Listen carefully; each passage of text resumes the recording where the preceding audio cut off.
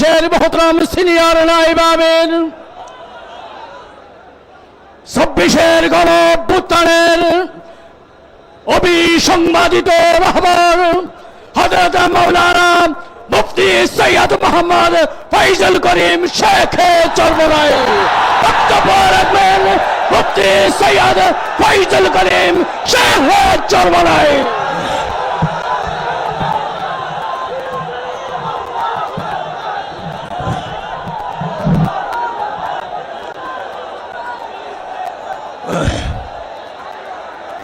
আসসালামু আলাইকুম ওয়া রাহমাতুল্লাহি ওয়া বারাকাতুহু। নাহমাদু ওয়া নুসাল্লি আলা রাসূলিহিল কারীম, আম্মা বাদ। ফাআউযু বিল্লাহি মিনাশ শাইতানির রাজীম। বিসমিল্লাহির রাহমানির রাহিম। ইন তাত্তাকুল্লাহা ইয়াজআল লাকুম ফুরকান। সাদাকাল্লাহুল আলিয়্যুল আযীম।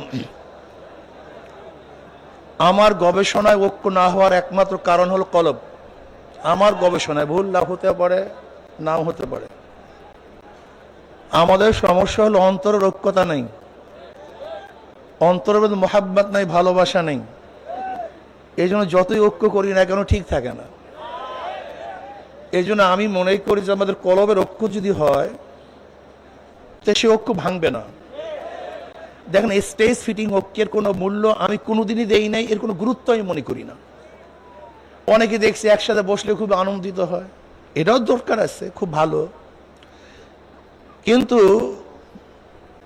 লূত আলাইহিস সালাতু ওয়াস সালাম তার স্ত্রী একই বিছানায় ছিল, কিন্তু ঐক্য ছিল না। নবী নূহ আলাইহিস সালাতু ওয়াস সালাম তার সন্তান একই ঘরে ছিল, ঐক্য ছিল না। নবী ইব্রাহিম আলাইহিস সালাতু ওয়াস সালাম তার বাবা একই বাড়িতে বসবাস করতেন, ঐক্য ছিল না। কিন্তু নবী আলাইহিস সালাতু ওয়াস সালাম আর রস করুনি ভিন্ন জায়গায় ছিল, কিন্তু ঐক্য ছিল। আমি সেই ঐক্য চাই। আল মুমিনু কারুজুন ওয়াহিদ। স্টেজে বসলাম, আনন্দ করলাম, ফুর্তি করলাম, বক্তব্য দিলাম, আপনারা খুশি হলেন, লাভালাভি করলেন, এরকম বহুত দেখেছি আমরা এই ওই বয়সে। কিন্তু পরবর্তীতে কুলুবুহুম শাত্তা, আমরাই সবচেয়ে বেশি বিরোধী হয়ে গেছি। তা আমরা কি পারি না কলবি ঐক্য হতে, ইসলাম হুকুমাত কায়েম করার জন্য ঐক্য হতে, নিজের সমস্ত স্বার্থকে জলাঞ্জলি দিতে, ইসলামের স্বার্থকে প্রাধান্য দিতে, ইসলাম হুকুমাতকে কায়েম করার জন্য কি চেষ্টা করতে পারি না? যদি আসলে ইসলামী হুকুমাত কায়েম করতে চেষ্টাই করি, ঐক্যতাই চাই, তা ছাড় দিতে পারবো না কেন? কেন ছাড় দিতে পারবো না? এই প্রশ্নের জবাব দেন। ইসলামী হুকুমতই চাই, তাহলে আমি কেন ছাড় দিতে পারবো না? আমি স্টেজে বললাম, ইসলামী আন্দোলন বাংলাদেশ কোনো ভুল যদি থাকে আপনার ওলামায়ে কেরাম ধরিয়ে দিবেন।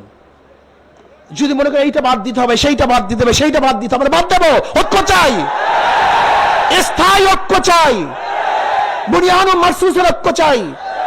স্টেজ ফিটের ঐক্য আমি কোনোদিনই পছন্দ করি না, এর কোনো মূল্যই আমার কাছে নেই। আফগানিস্তানে কলবি ঐক্য ব্যতীত বিশাল একটা জয় করেছিল, পরবর্তীতে তাদের মধ্যে সবচেয়ে বেশি মারামারি কাটাকাটি হয়েছে, কিন্তু পরবর্তীতে এককভাবে নেতৃত্ব দিয়েছে, আর কোনো মারামারি কাটাকাটি হয়নি। আপনি কি ভেবেছেন?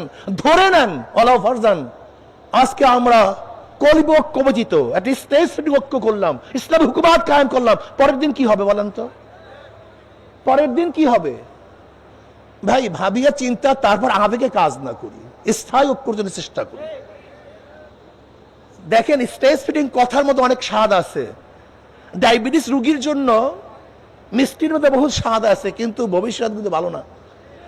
তো স্টেজ ফিটিং ঐক্যের মধ্যে অনেক স্বাদ আছে, কিন্তু ভবিষ্যৎ আমি ভালো দেখি না।